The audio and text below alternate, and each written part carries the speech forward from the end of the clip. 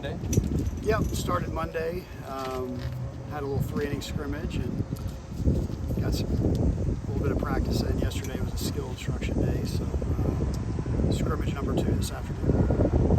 What are some of the early signs you're going to look for in the fall to see if you guys kind of have that same competitiveness you guys had last year? I would just say the quality of the scrimmages. Where you playing kind of what the score is, or you just out there with enthusiasm and intensity. That was the thing that was ramped up significantly. I would say last fall there's always something on the line, for the winning and the losing team, and just the dugout chatter. You could just kind of tell was they were kind of going at each other. So, and we got 26 returners from last year, so they kind of understand now what's expected, and I've been pleased with how they've integrated the new guys so far. It seems like you're going to have some pretty intense battles for the bats in the outfield, especially. But I mean, what do you kind of make of your depth, I guess, just for the fall, and how that's going to lead to more competition? Yeah, I think this time of year you look at it and you wonder, it's like, well, how are you going to find at bats for this guy? He usually ends up playing itself out, injuries and some of that stuff. Hopefully you don't have to deal with anything significant, but it's a good feeling, I'll say that, knowing that you have guys that have produced at this level, that are either returning or they're newcomers, or maybe guys that you didn't see last year that went off and played well in the summer. I think we have upgraded in some areas potentially, but again, it'll play itself out as we get into the fall. What does that allow you to do when you have more experience? You mentioned 26 guys back. It seems like you guys have reset in recent years when you've had good years. What does that allow you to do this fall that maybe you couldn't in some other times? Well, you feel like the changes in college sports, college baseball has never really allowed us to settle in with a roster that we felt was ready to go compete. I think that was the difference going into this summer, was we weren't scouring the portal 24/7. Now, we were still active, but we understood that the guys we had returning, it wasn't just like you had returning role players from a team that was average. You had returning players that were featured players from a championship team. So that's the difference there, where you're not just trying to bank on some of those guys making a big jump for the next year. You've got some guys that have already produced at this level. And what it allows us to do is you have a huge group of guys now that can say, hey, this is how you do it, and it's worth it in the end because, of the year we were in. I was going to answer my question. What's the carryover from winning the Big Ten tournament, making regionals, and having to wait until you do the season? I just think it started the minute the summer ball started, honestly. You can see that with the performances that our guys had, just that sense of urgency, knowing that if you're a young guy in the program and you didn't play a whole lot, it doesn't take much to figure out that you have a lot of returning older players. So what are you going to do to separate yourself, to put yourself in that picture? So I think that the carryover started there with the pitchers and hitters that went out in the summer, the guys that stayed here over the summer that didn't go pitch, the veterans, and didn't go play, that just absolutely punched the clock every day.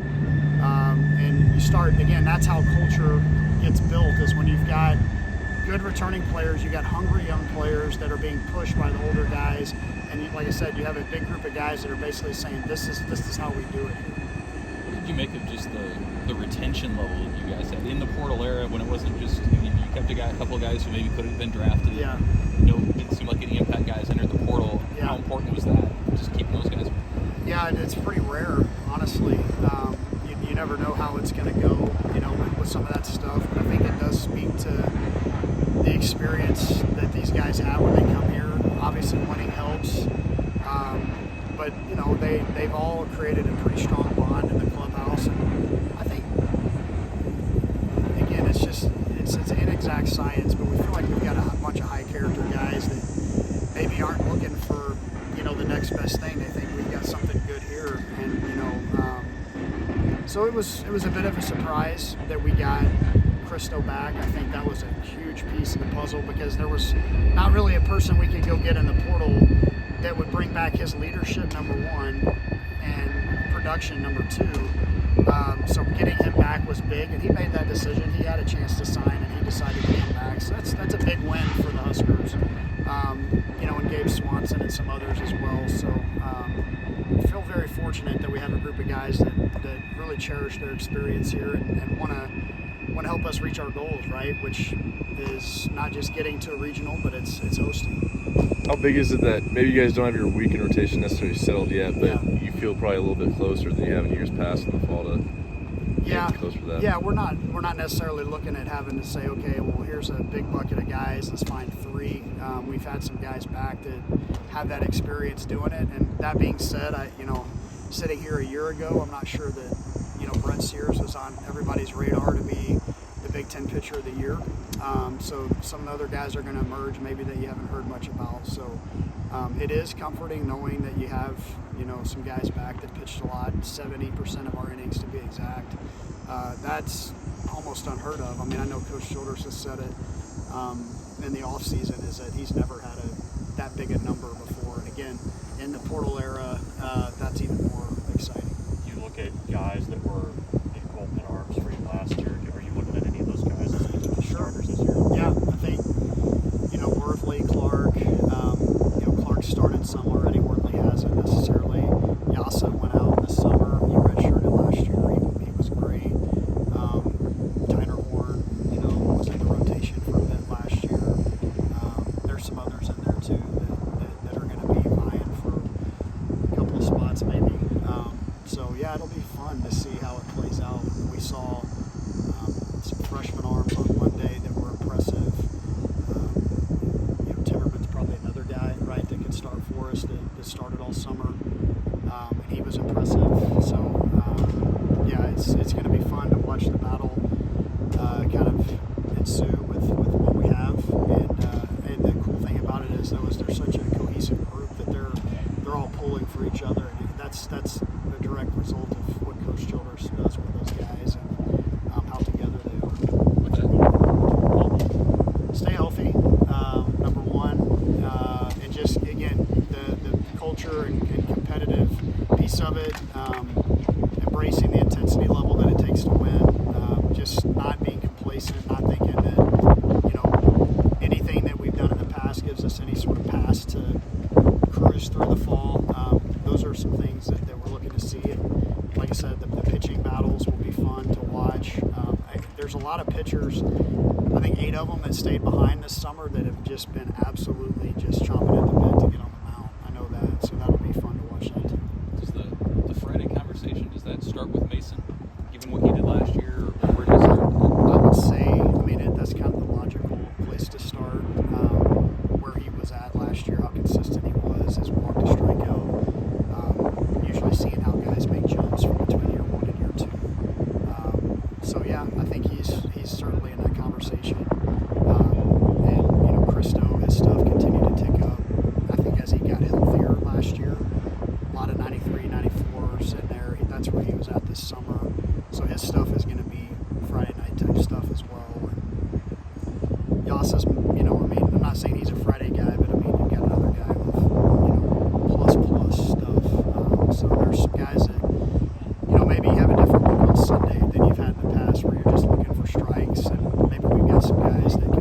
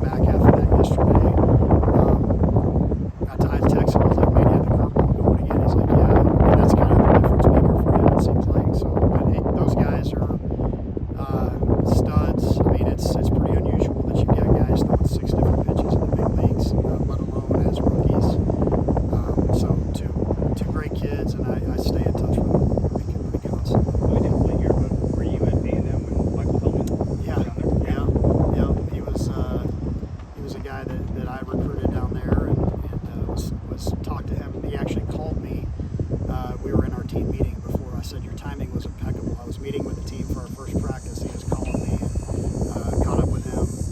And then after he got his hit last night, I just saw the box score, so we text back and forth. And I said, well, where'd you hit it? He goes, I had to run a hard 90 to get the first one. I said, well, that's pretty fitting for you. So. Hey, well, the news from the NCAA, the scholarship levels are going to go way up. Yeah. In this moment, like, how much clarity do you guys have on what that could be like, or what even you're working? Not much at all. I think I'll fly to Chicago today for Big Ten meetings. Don't know that you're going to get a lot of clarity in terms of numbers. I'm not thinking that the Big Ten is going to designate a number. I think it's going to be left up to the school. So we're just going to have to work through some of that stuff. I mean, the budget obviously plays the biggest part in that. There's a Title IX component to it as well. So 34 is kind of this arbitrary number they threw out there. I would be very surprised if that's, approached in most places. Again, it's just you're talking bottom line here, how expensive that is to do that. And, we're in as good a situation as anybody in Nebraska financially. So we'll see where it lands. And I know we'll be competitive. We've had conversations already. We'll continue to have conversations. But there is not much clarity in terms of, number one, 34-man roster. Is it a 40-man roster that you can get to 34? I think those are questions that maybe get answered in the next month or so. Big tough to recruit not doing it. Yeah, it does. Yeah, I mean it's the 25 class. A lot of stuff up in the air, for those guys. I think they know that they're not. They've got their pulse on that a little bit. In some ways, it's an unfair situation to them because we don't know what the numbers are. But it'll be interesting to see how it plays out. To pick it back off that a little bit, how good has it been working with Dan and to kind of work through those issues and having a new AD here? Yeah, he's been great. Just in terms of his communication with us as coaches has been really good. Having some continuity on my side with Dennis Long as well. He's the baseball administrator again this year, which helps because he's kind of seen some of these changes. He's worked with us before, so Troy's been great. And I know he chose to come to Nebraska because of the financial situation. That was a big part of it, and so we're in a good spot that way. And we got the right people involved, leadership-wise, to